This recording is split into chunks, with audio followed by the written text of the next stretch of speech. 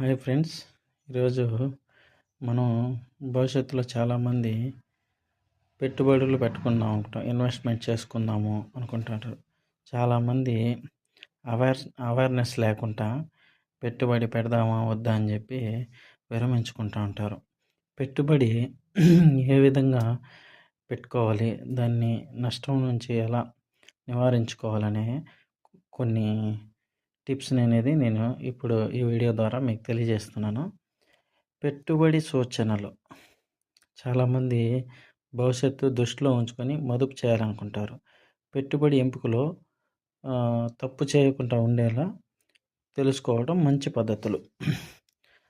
ద్రవ్యోల్బణం అంటే ఇప్పుడు 2025 అనుకోండి. ఫర్ ఎగ్జాంపుల్ 2030 సంవత్సరంలో అప్పుడు రేట్లు అనేది చాలా ఎక్కువ మొత్తంలో పెరగడము వలన ఏర్పడే దానిని ద్రవ్యోల్బణం అంటాం. ఆ ద్రవ్యోల్బణం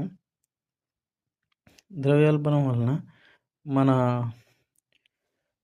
పెట్టుబడి ఏ విధంగా ఉపయోగించుకోవాలి అనేది భవిష్యత్తుని దృష్టిలో ఉంచుకొని పెట్టుబడి పెడతా ఉంటాం. ఫర్ ఎగ్జాంపుల్ చాలా వరకు తెలిసినటువంటిది ఎఫ్డి చేస్తూ ఉంటారు చాలామంది తెలిసిన వాళ్ళు. అది వచ్చి 6% నుంచి 8% వరకు ఇస్తారనమాట. బ్యాంక్స్ కానీ ఫైనాన్షియల్ సెక్టర్స్ కానీ ఇస్తూ ఉంటారు. అది ఎఫ్డి. కొంతమంది పీపీఎఫ్ అకౌంట్ పథకాల్లో పెడుతూ ఉంటారు. అంటే ఆ పథకం తెలిసినటువంటి వారు దాని ద్వారా 6 నుంచి 8% వరకే రిటర్న్స్ అనేవి వస్తూ ఉంటాయి. అంటే వడ్డీ అనేది వస్తూ ఉంటుంది.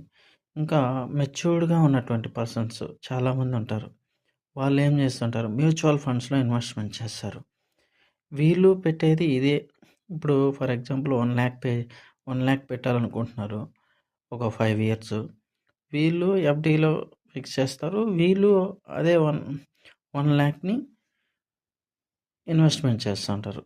వాళ్ళు మ్యూచువల్ ఫండ్ పెట్టే వాళ్ళకి 12% అనేది మ్యాక్సిమం వస్తుంది. వీళ్ళకి 6 to 8% వస్తుంది. అంటే ఈ మ్యూచువల్ ఫండ్స్లో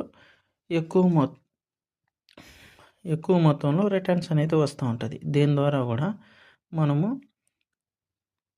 ఇన్వెస్ట్మెంట్ చేయడం ద్వారా మంచి లాభాలు అనేది రిటర్న్స్ అనేది ఎర్న్ చేసుకోవచ్చు. చాలామంది ఉద్యోగం చేస్తూ ఉంటారు. 1 సంవత్సరంలో 20 సంవత్సరాలు 30 సంవత్సరాలు. వాళ్ళు పిల్లలు వాళ్ళ ఖర్చులు అన్నీ పోను ఏం మిగలకుండా ఖర్చులు సరిపోకుండా ఉంటాయి.